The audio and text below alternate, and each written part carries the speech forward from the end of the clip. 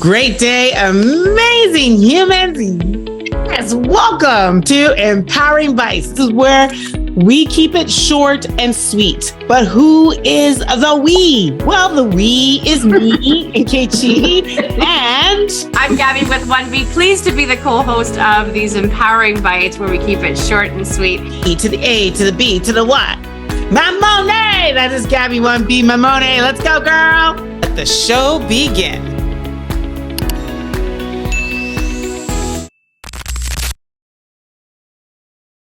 Great day, amazing humans. Yes, welcome to the next episode of Empowered in My Skin, the podcast. And I'm here with an Empowering Bytes with, I feel like it's been forever that I've seen my girl, the G to the A to the B to the Y, the Mamone, the Gabriella Mamone. Thank you so much, Madame Wafor Robinson. So lovely to see you always. Mm-hmm. And I'm trying something new with these wired headphones because I'm a pretty I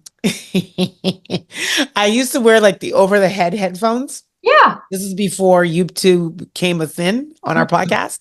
And now I was like, those over the head headphones ruined my hair.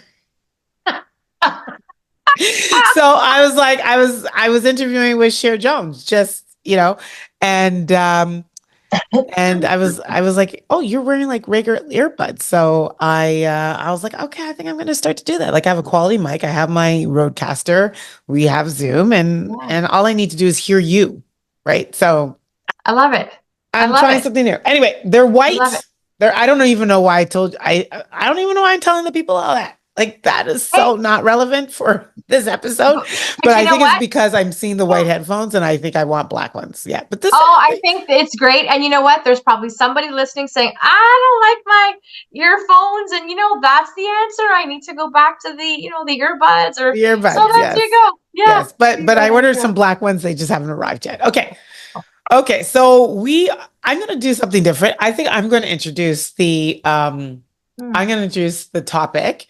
Yeah. And I think what I'll do in our B-roll, we were talking about, so Gaby actually shared an experience. So I want to just create the lead in. Yeah. And it made me, and immediately I tied it to something that had helped me years ago face my fears in the moment, in the moment of the fear. Whereas, I mean, there are times where I catch myself and I'm like, why am I worrying about that right now? Because it's like days away. And so essentially the Coles Notes is, I was telling her that when she shared the story about what she's going to share in a moment, it reminded me of an inspirational story that I heard from Will Smith tell in an interview where he was talking about how he was about ready to go and jump out of a plane. So skydive. And there was so much fear and trepidation that he had leading up to the actual moment. I'm fast forwarding here, but the actual moment of actually jumping out of the plane. And so he talked about, he's a great storyteller. So he got us all like into the story to the point where he was strapped in with the instructor. He was at the point of about to jump out of the plane. And they usually say jump on 3, but they push you on 2 because most people hold on at 3. And next thing you know, he was flying. And the whole moral of the story was up until that point, there was no reason for him to feel all of the fear and the trepidation and the anxiety that he felt leading up to that moment. And it really resonated with me because as a speaker or taking on a job or getting myself geared up to have an uncomfortable conversation, I realize how many times I get myself caught up in all of the what if scenarios, the anxiety in my belly, like gurgles. And sometimes it's like, it's like months, it could be even weeks away. And you're thinking about that moment and all of a sudden there's and I know many people feel that. So Gaby, how about you share what is actually really, really inspiring story and how you work through it and what's the lesson on the other side of it? Thank you for that opening. I appreciate it. I recently had an MRI. Now it's an annual MRI that I have on my brain and my spinal cord, because for those listening, you may not know that I have multiple sclerosis. So it's being watched carefully annually.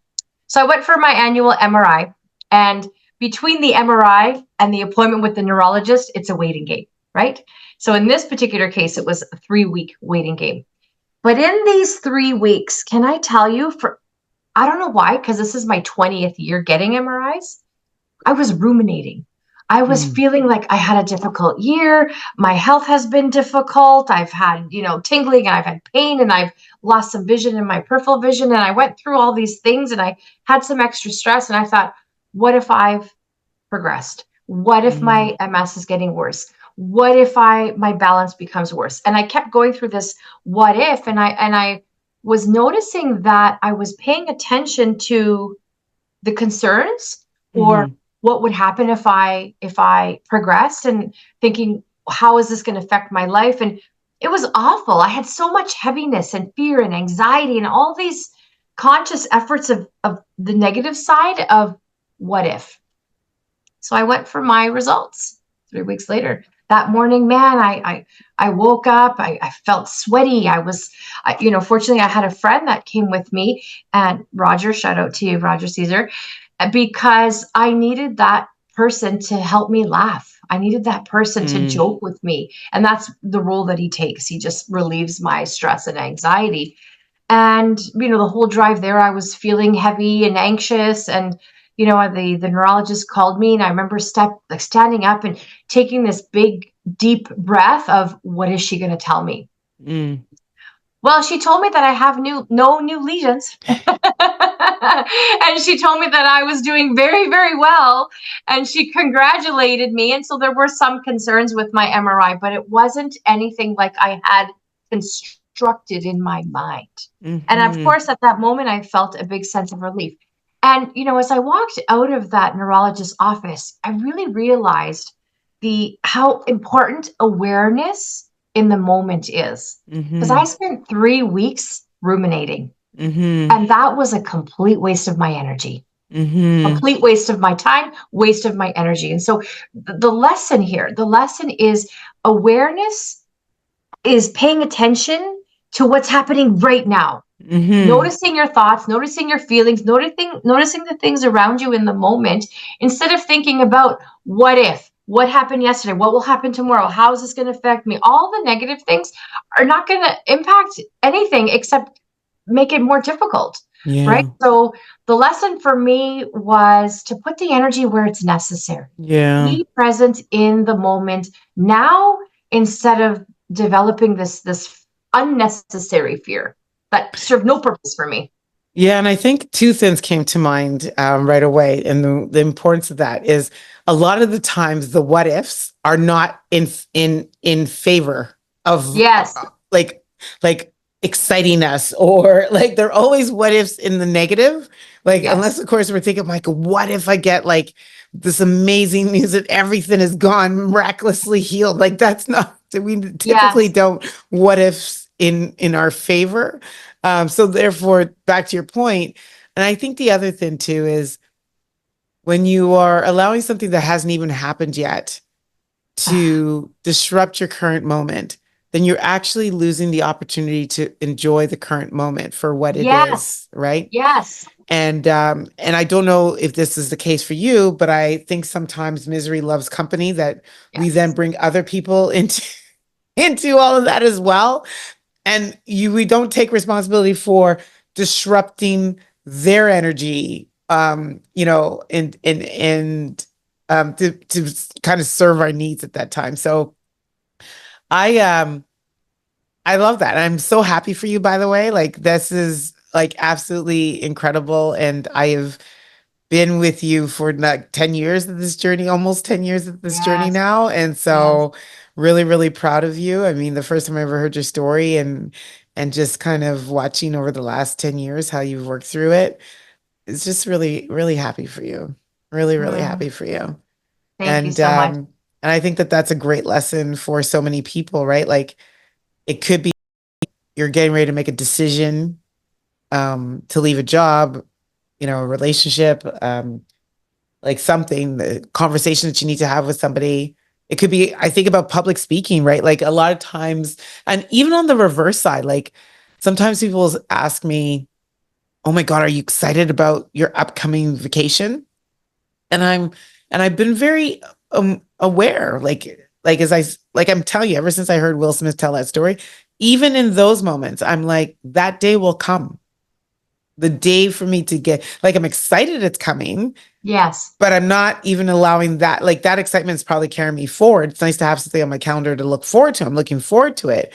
But the thought of or thinking about it in this moment, it's still distracting me from what I need to focus my energy on in this moment to be fully present. Right. So, Yes.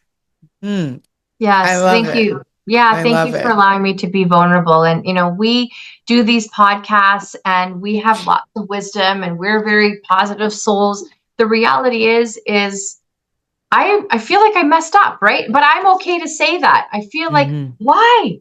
Why did I ruminate over something that But was that's not okay. necessary? See, don't even do And that. that's okay. Yeah. Don't That's even. Yeah. okay. Yeah. Yeah. Yeah. And so Just for bring anyone awareness. watching or for anyone listening, think about what you are going through right now.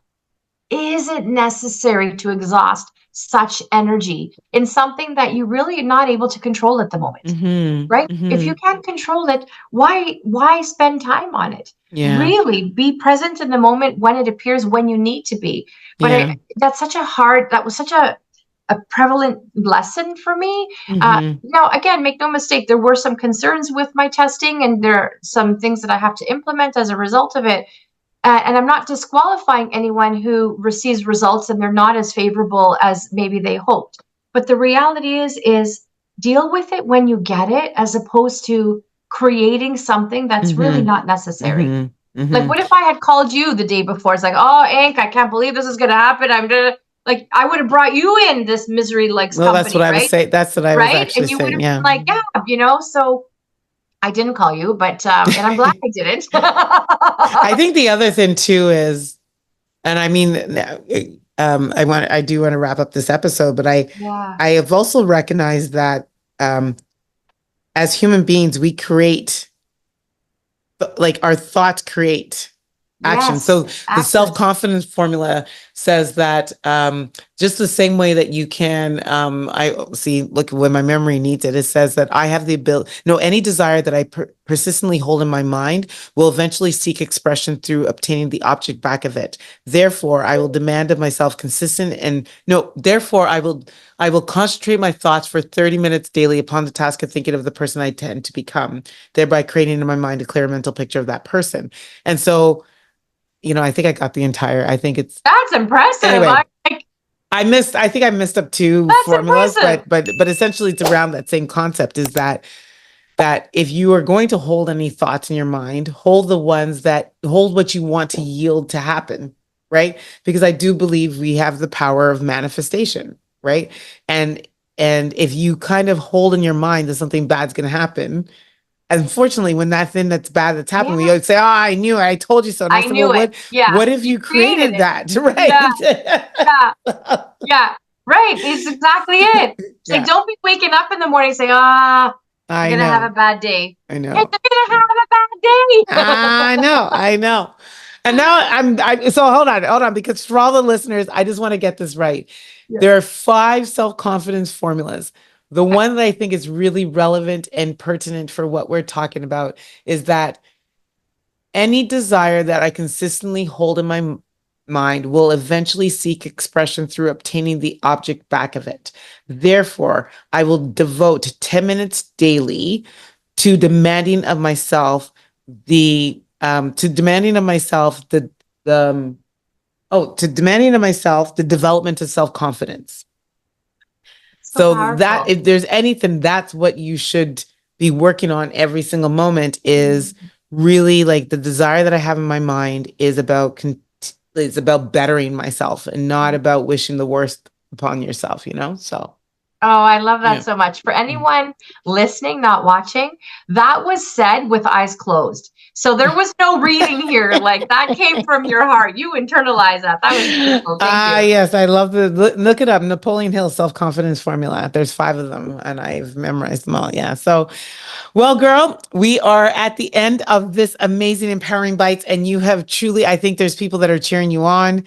They're like, go another 10 years, Gabby. You got this, girl. Go on, go on, go on. Keep going, and keep rising, my sister. Thank you, my love. I Yeah. appreciate Keep it. Thank you changing to all lives. the Yeah. listeners. Thank you so much. Yes. And this is where we say, I'm Ink. And I'm Gaby with 1B. And we're out. Bye-bye.